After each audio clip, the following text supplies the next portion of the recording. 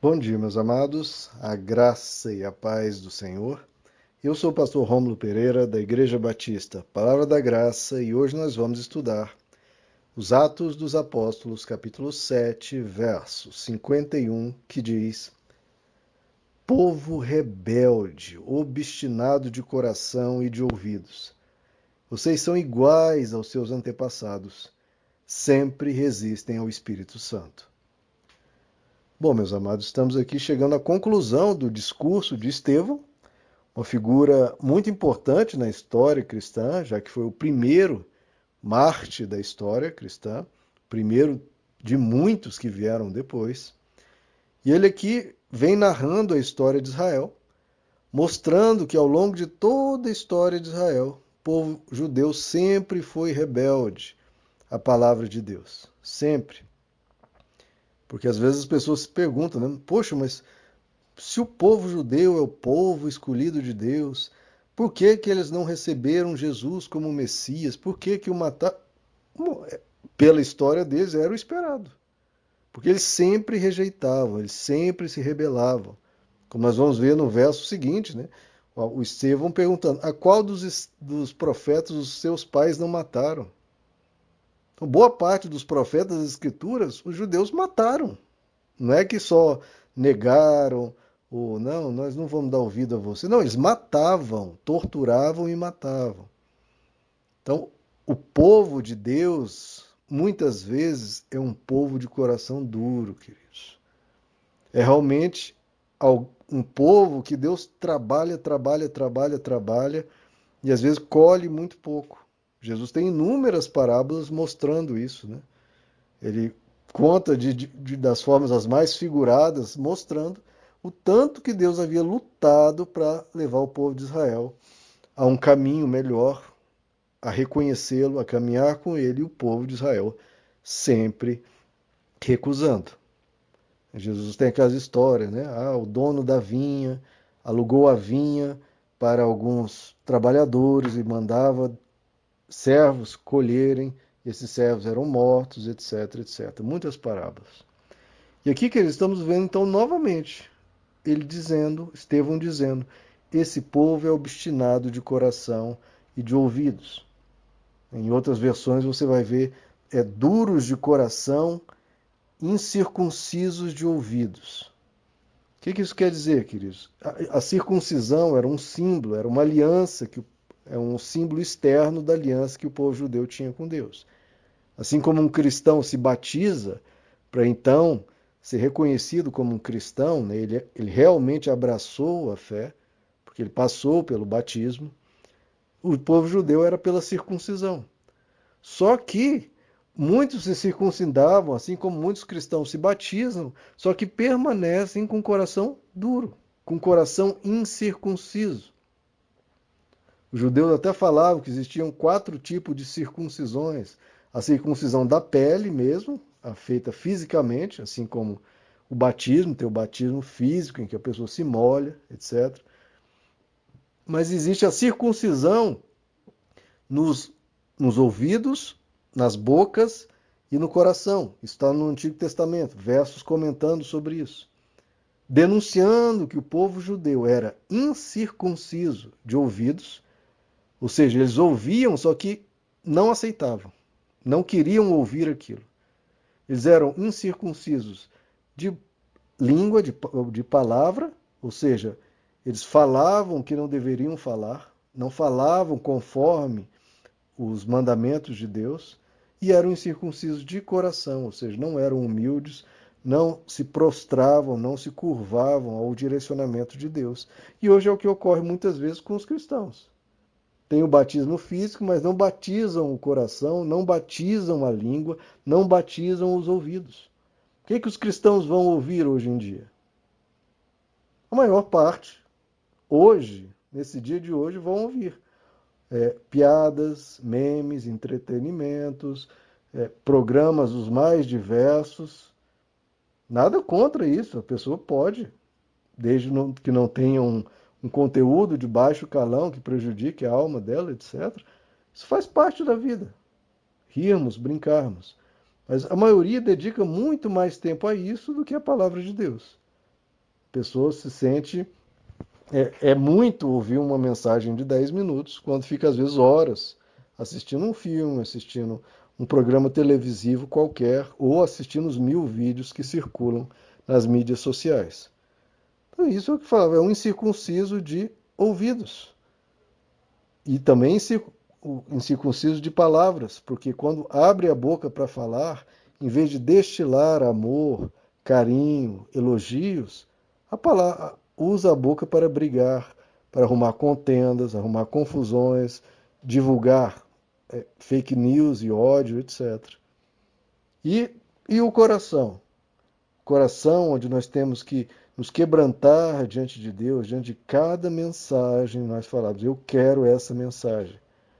Porque esse é o principal, né, queridos? O coração é o principal. Se o nosso coração se quebrantar, fica mais fácil para que a língua e os ouvidos se quebrantem. E esse é o grande problema. Nós temos visto aqui nos últimos áudios a denúncia de Estevão mostrando que o foco não era o templo, o foco era Deus. O templo era um instrumento para chegar a Deus e um instrumento que pode ser utilizado ou não. Não necessariamente a sua fé depende do templo. Tanto é que Abraão, como já comentamos, pai da fé, amigo de Deus, nunca foi a um templo e tinha uma fé linda, maravilhosa. Serviu a Deus a vida inteira. E agora muitos, porque não podem ir ao templo, estão se sentindo fracos espiritualmente. Se estão se sentindo fracos espiritualmente, é porque a fé dela já era fraca. Só estava sendo mantida, digamos, viva por aparelhos. Né? Quando a pessoa está em coma, a pessoa se mantém viva por aparelhos, como se o templo fosse esse aparelho que conseguisse manter aquela fé da pessoa viva. Mas a fé, pelo amor de Deus, está muito deficiente, fraquejando, precisando de vida, ela própria. Não os instrumentos sustentando a vida, mas a fé ser viva, ser pungente, ser fervorosa, ser cheia de devoção a Deus. Então, o seu coração se quebranta diante de Deus?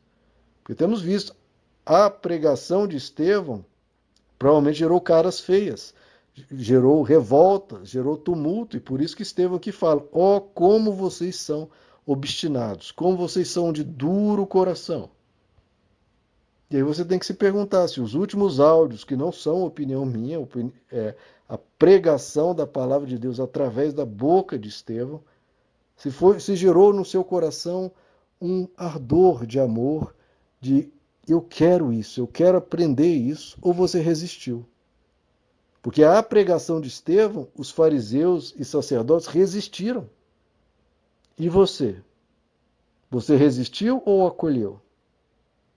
É a pergunta que você tem que se fazer. Se o seu coração é circuncidado, é batizado, é um coração que resiste à palavra de Deus.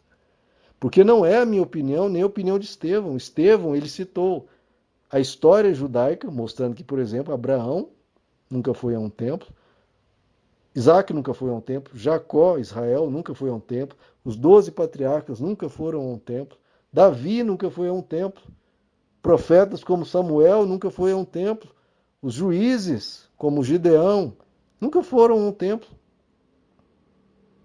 Ele mostra pela história de Israel, mostra citando Davi, o que Deus disse a Davi, Deus diz a Davi, por acaso eu estou pedindo um templo.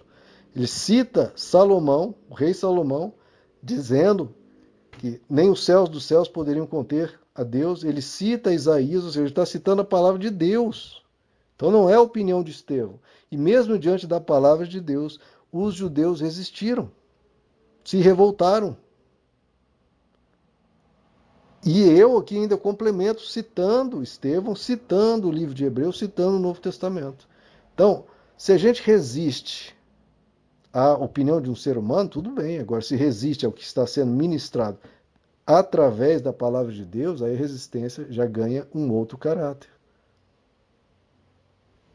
Você precisa se quebrantar diante da palavra de Deus. Porque se você tiver que escolher entre a palavra de Deus claramente ministrada e a sua história, e a sua caminhada, e tantas opiniões que você foi ouvindo ao longo do tempo, que criou o seu pensamento atual, meu irmão, jogue isso fora.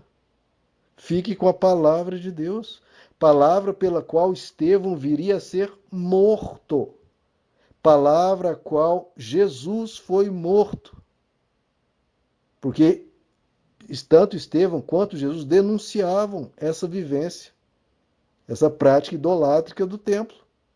Enquanto o povo estava lá admirado, olha que pedras, que templo maravilhoso, Jesus só olhou para o lado e falou: aqui não vai ficar pedra sobre pedra. Agora, o verdadeiro templo, derrubem o verdadeiro templo em 3 dias e eu ponho de volta. Que era ele falando a respeito dele mesmo. Então, quem nós temos que adorar, quem tem que ser o centro da nossa fé é Jesus, não é templo. O templo pode cair, podem cair, podem fechar.